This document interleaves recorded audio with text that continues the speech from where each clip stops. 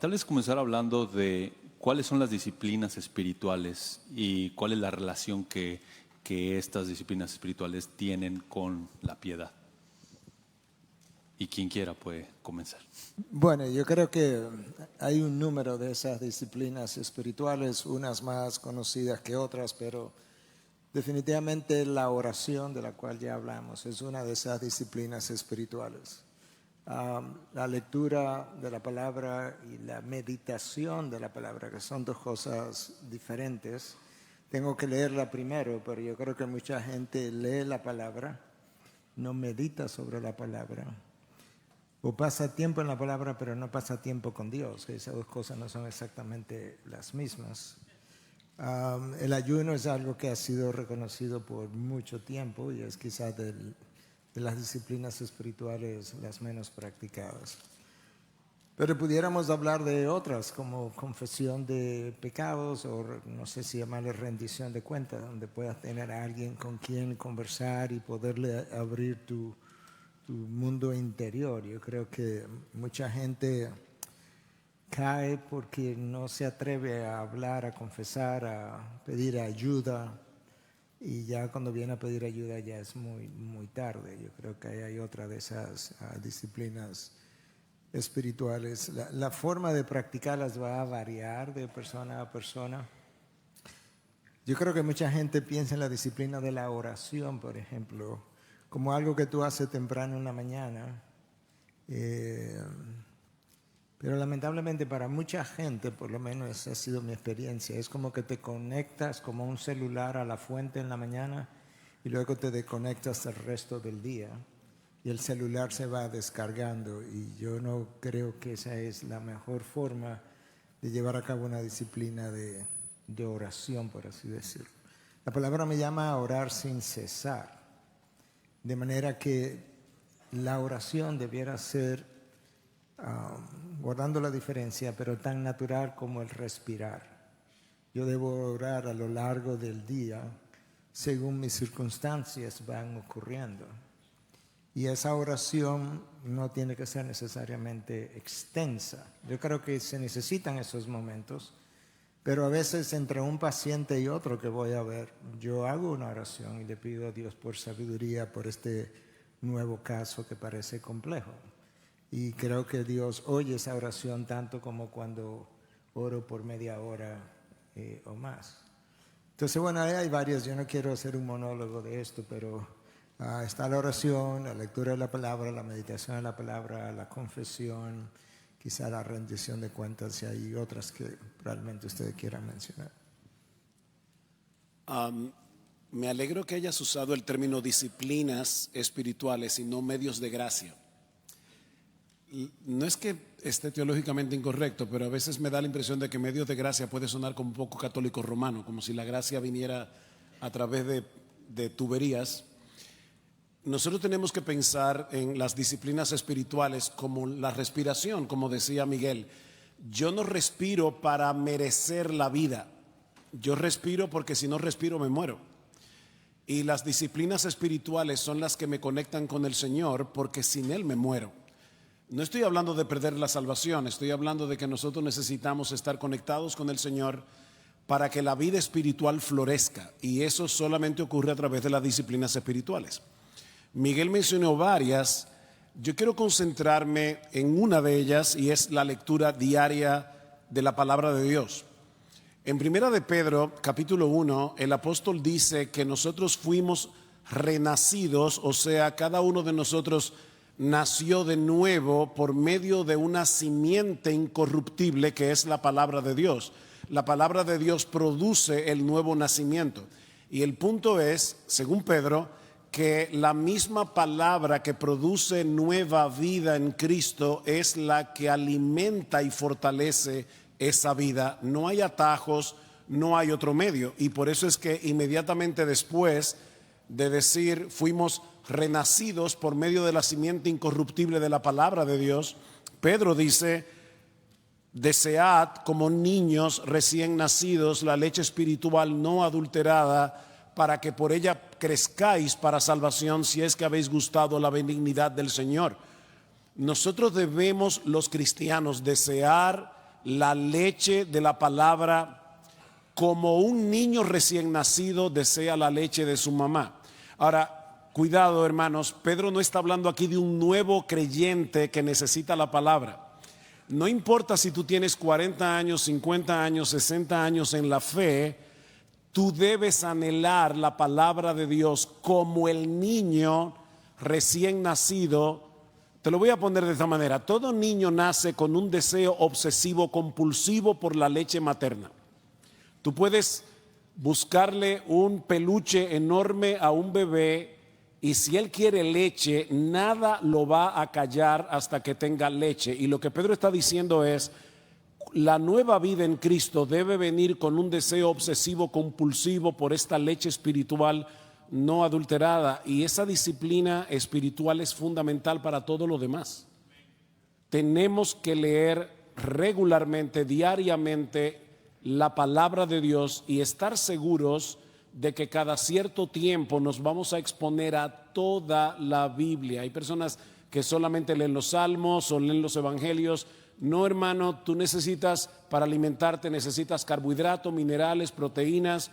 Bueno, tú necesitas toda la Escritura, porque toda la Escritura es inspirada por Dios y toda la Escritura es útil para enseñar, para redarguir, para corregir, para instruir en justicia.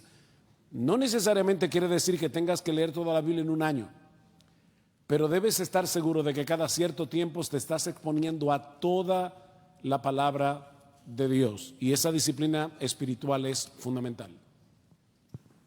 Dos cosas en cuanto a eso. Estoy totalmente de acuerdo con Sugel.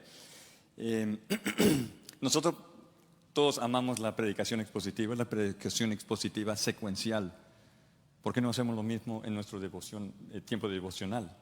Que queremos leerlo secuencialmente, no solo buscar pasajes que creo que esto me va a impactar, pero ya comenzar de Génesis, Apocalipsis, ya terminé, lo vamos a hacer otra vez. Y alimentarnos diaria. Me impactó mi papi. No es mi papi, perdón, ¿verdad? Pero eso me impactó, ¿verdad? La esposa él le dice: ¿qué vamos a comer? ¿Y por qué preguntas? Excelente. No tenemos que preguntar, solo leer y alimentarse de eso. Y otra disciplina que en un sentido va con rendir de cuentas: la comunión. La comunión es vital.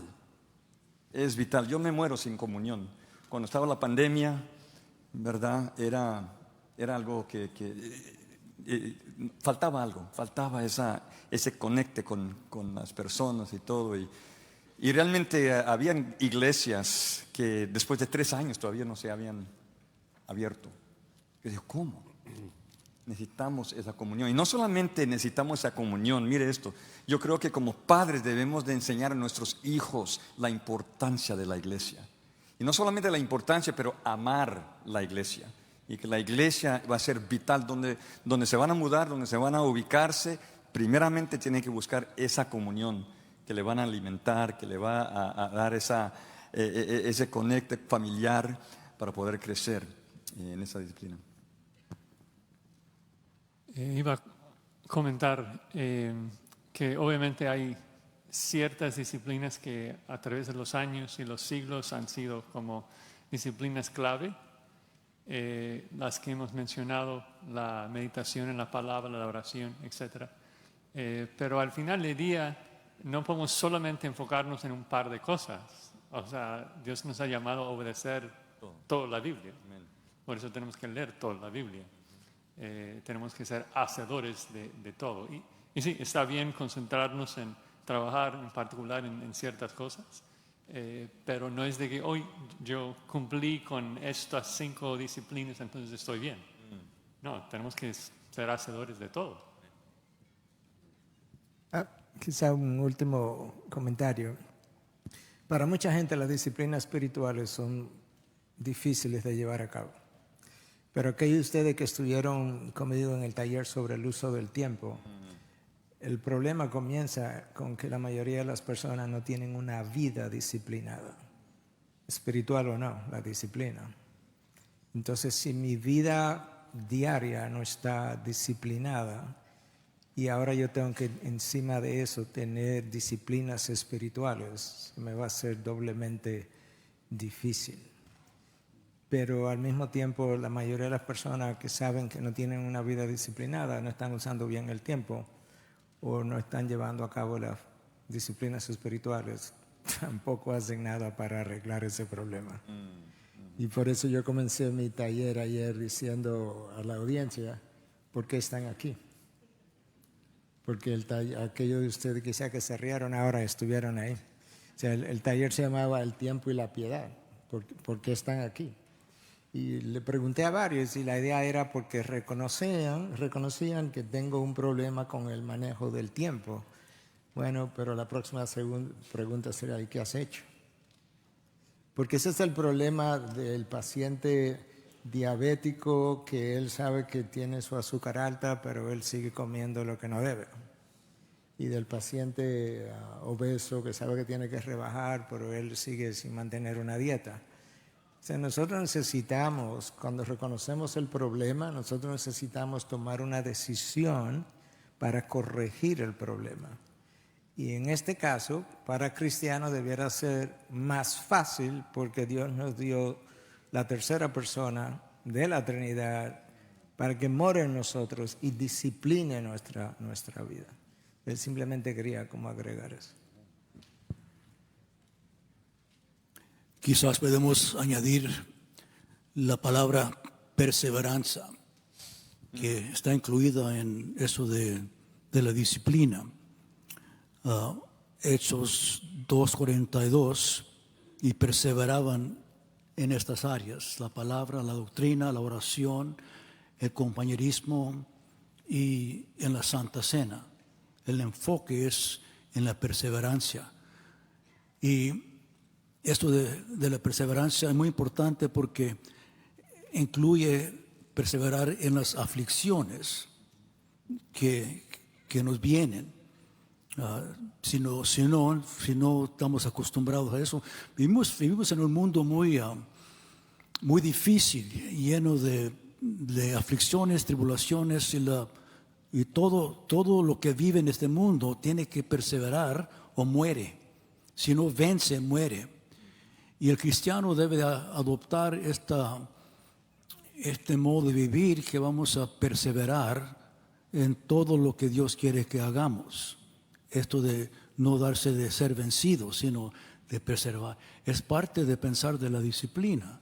Cuando vienen aflicciones, eso es de perseverar, no dejarse vencer, que incluye entonces en la palabra disciplina la perseverancia.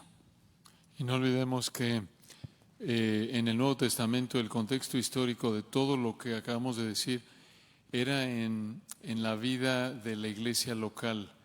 Siempre el Nuevo Testamento da por sentado que un cristiano, todas estas disciplinas se llevan a cabo en el contexto de la iglesia local. No existían en el Nuevo Testamento cristianos como hoy día ahí relegados en algún rincón. Todo esto es en el contexto de los unos a los otros. Había normalmente una iglesia por ciudad. Recuerdan las cartas ahí en Apocalipsis a las 7 iglesias. La iglesia en Éfeso, no la primera iglesia bautista, la segunda iglesia bautista de Éfeso y la evangélica libre de Éfeso, era una, y te tenías que aguantar y practicar ahí los unos a los otros. Y recordar también que en esa época no tenían el privilegio de tener acceso a una Biblia o 2, 3 en formato digital o impreso.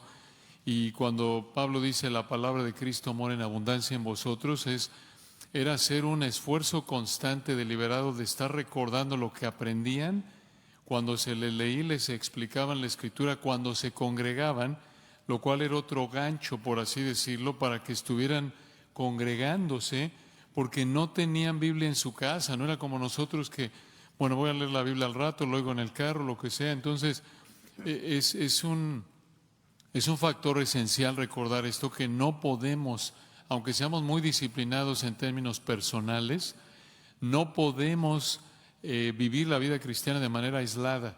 Tenemos que practicar los unos a los otros, el ministerio del Espíritu a través de otros, como dice el hermano MacArthur, Cristo viene a mí a través de todos ustedes. en la persona del Espíritu, en el don espiritual que da cada cristiano. Entonces, todo esto que estamos hablando se da por sentado que tiene que ser en la vida de un cristiano integrado, inmerso en la vida de una iglesia local. De otra manera, no vamos a poder crecer espiritualmente como Dios manda.